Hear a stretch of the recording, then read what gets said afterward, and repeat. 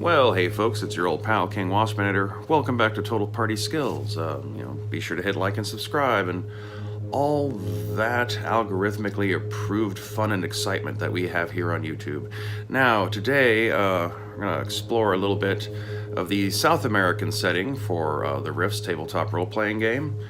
Specifically, we're going to be talking about the major powers that control the high Andes, specifically mostly talking about the post-apocalyptic lands that are currently known as Peru, Bolivia, Ecuador, the northern parts of Chile, and kind of just like a little tiny corner of the westernmost tip of Brazil, and little parts of Paraguay and stuff.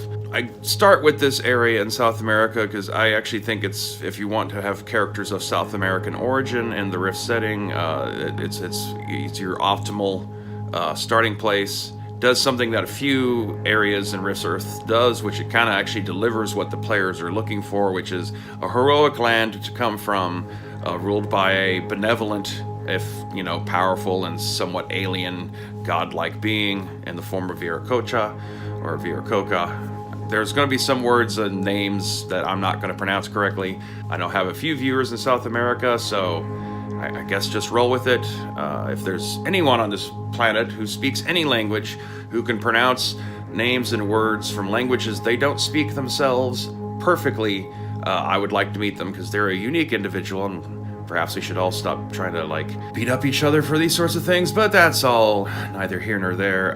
So the main nation of this region of Rift Earth is the Empire of the Sun, which is an empire controlled by the Incan gods of yore. The basic idea is once upon a time, long before the Rifts or the coming of the white man or any of that kind of stuff, the Incan gods had founded the Incan Empire, as they say so in legend and all that, and then it kind of pulled back because the magic on the Earth was waning.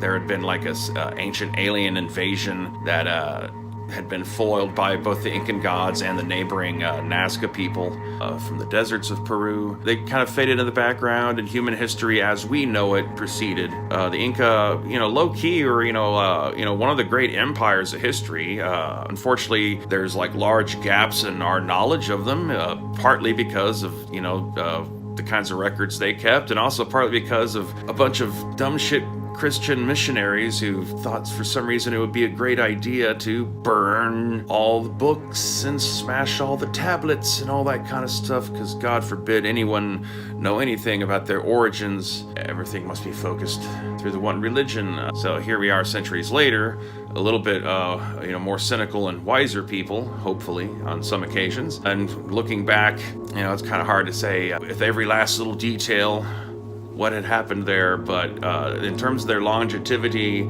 and the relative peaceful nature in which they ruled their empire for such a length of time, not that they were super hippies or anything like that, but when compared to some of the other Mesoamerican civilizations that were rising in roughly the same time period, a little bit after Inca actually, they weren't quite as bloodthirsty and warlike to the degree that you saw with the Aztecs or even the Maya. So anyway, post Rifts, the Inca gods return. Rifts is saturated with magic energy, whereas most other godlike beings are still a little coy about how much they want to directly interfere with the planet, as it's now become this interdimensional nexus. The Inca gods were like, hey, cool, we can finally go home and see what's up with our people. And so they appear over Lake Titicaca at a ley line nexus and basically return to Cuzco, which had been smashed by all the earthquakes being unleashed by the cataclysms that befell Rift's Earth, and started to rebuild the city with magic and, bring together survivors, of both, people descended from, Spanish colonists and people descended from the original Incan population, and kind of, refounded Cuzco, and, with Viracocha himself, in charge, kind of creating a human aristocracy out of a new caste of sun priests. Meanwhile, nearby, down on the flatlands of Peru, between the mountains and the Pacific Ocean, a couple different things were going on. A bunch of the more modern survivors had managed to gather at the city of Arequipa, and it had kind of became much like you see in North America, one of those kinds of bunker societies where they have to keep their technology high because of various weirdness coming out of the rifts. Maybe not as paranoid though as what you see in North America, because eventually they do end up joining with the Incans as like a vassal, with a semi-independent vassal of the empire. Also, there was the Nazca Lines. When the Nazca Lines were reactivated by ley lines, all these magical cities just kind of like reappeared up out of the deserts. The large Nazca Line symbols were originally designed to, like, you know, create these giant magical avatars of, you know, mythic beasts and animals that you can be used to defend you know, the Nazca people. And those, you know, humans who had still had you know, Nazca ancestry, you know, were all kind of in that region, were all kind of drawn there, and the Nazca civilization was kind of rekindled. Not entirely conscious of, like, yeah, back, you know, 10,000 years ago, they were one of the, like, the three big human societies that arose during the High Age of Magic before Atlantis disappeared. It was the Nazca and the Atlanteans and the Lemurians, who were like the original, like, super civilizations of Earth in the Rift universe. But the modern Nazca are inheritors of that ancient Nazca power, and you know, through, you know, the aid of spirits and psychic visions and all that kind of stuff, they've been able to refigure out how to power the Nazca Lines. However, you know, various threats that have occurred throughout the years in the region of alien origin eventually have caused the Nazca and the Inca and the people from Arequipa to gather together. And so you get that rare thing in Rift's Earth where you have a relatively peaceful, enlightened society where you have, you know, technologically sophisticated people in one area, you have people who are proficient in magic in another area, and you have some various types of non-humans who are, you know, part of the power structure, and some supernaturally powerful beings that are even available as player characters in a way similar that you have to dragons. It's not all perfect there though. As the Inca Empire reestablished itself, it basically was able to, like, reclaim most of its original territory. So, like, basically from, like, the southern part of the Colombian Andes, across Ecuador, down through Peru, and down into northern Chile. Human villages were able to pop up. You know, a lot of the, you know, like, farming villages out in the countryside are, you know, basically are still living like they always have for thousands of years, with maybe a few little technological conveniences here and there. But here there are a few actual, you know, cities. It's not only Arequipa. Lima has also been rebuilt up in Ecuador. There's New Quito and a few other little ones. There's Nueva Peru, which is, like, kind of tucked up in the corner, that the little bit area of Peru that actually touches on the Amazon jungles, and it ended up breaking away and declaring independence because it didn't want to be a part of this, you know, weird supernatural occult worshipping ancient gods. They were still basically a modern thinking, skeptical kind of society.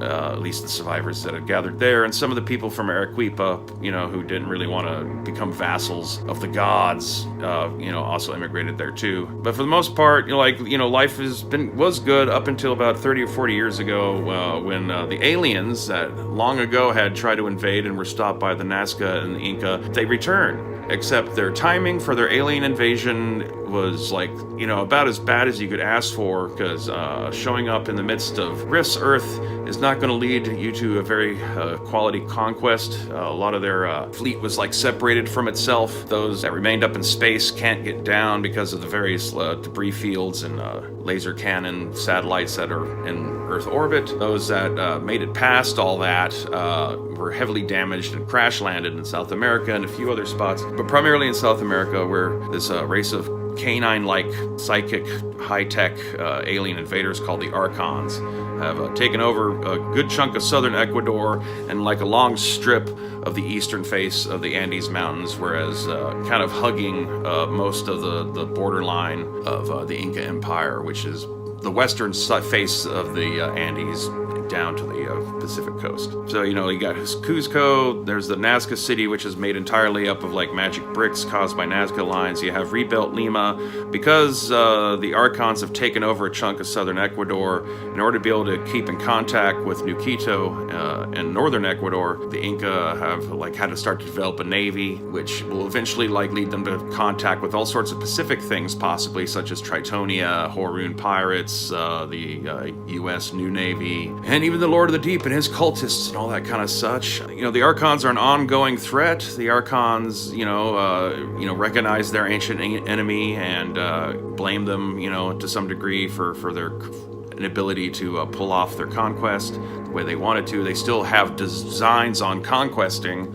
the planet, but unfortunately, they don't really have a true grasp of like how impossible that task is going to be for them. You know, they have good technology, but like so does everyone else. So big whoop. They do have like real nice distinctive designs to their robot vehicles and ships, where it's all these kind of like cyclopean vibe going on. There's like a race of red giants called the Pucara, which people think are DBs, were actually like a native giant race and has been in hiding in the Andes for all this time, and just they're kind of empowered by the presence of all the ley line energy that has been unleashed on Earth. They don't really have like a central kingdom or anything. They're just kind of scattered throughout the Andes. Ancient Incan mummies apparently went insane, at least spiritually, over the centuries of being entombed. And after the ley lines came to life, the mummies were kind of activated so that they could control their undead bodies again and wield magic. But they're all like super vengeful on the living kind of personalities, and there's a lost city of the dead ruled over by one of them called the Blood Weeper, which is probably, it doesn't state specifically where it is because it's supposed to be in an unknown location in the Andes. Because of the distribution of things, I figure it might be a good thing to place in the northern Chile part of the Empire of the Sun. Another thing that's immediately like off their border, a chunk of Bolivia is centered around the ruins of La Paz, is controlled by a group called the Megaversal Legion. They are a group of different DB species and some human that were part of like the US Army in the early 21st century that were kidnapped by these interdimensional aliens and had like tags put in their nervous system and all that kind of stuff to control them. Eventually, long story short, they're able to disable the control collar kind of crap and turn the tables on the evil Dakir.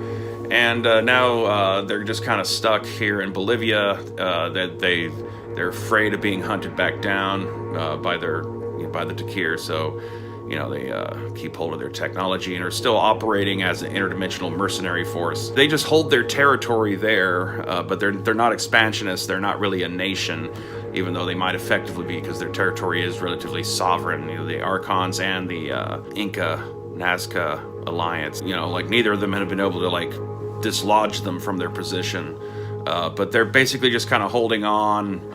They can't go home, and they don't want to be like retaken and forced back into being like mind controlled mercenary slaves. So now they're free mercenaries that go on interdimensional missions.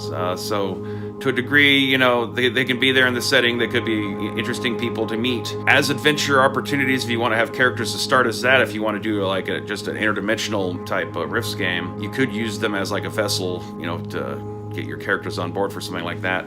But overall, the Empire of the Sun, like I said, it gives you a peaceful origin point. It has immediate conflict for like starting adventures, orienting yourself to what's normal in your corner of the world, and also it's got a couple of like easy avenues to reach the other parts of South America.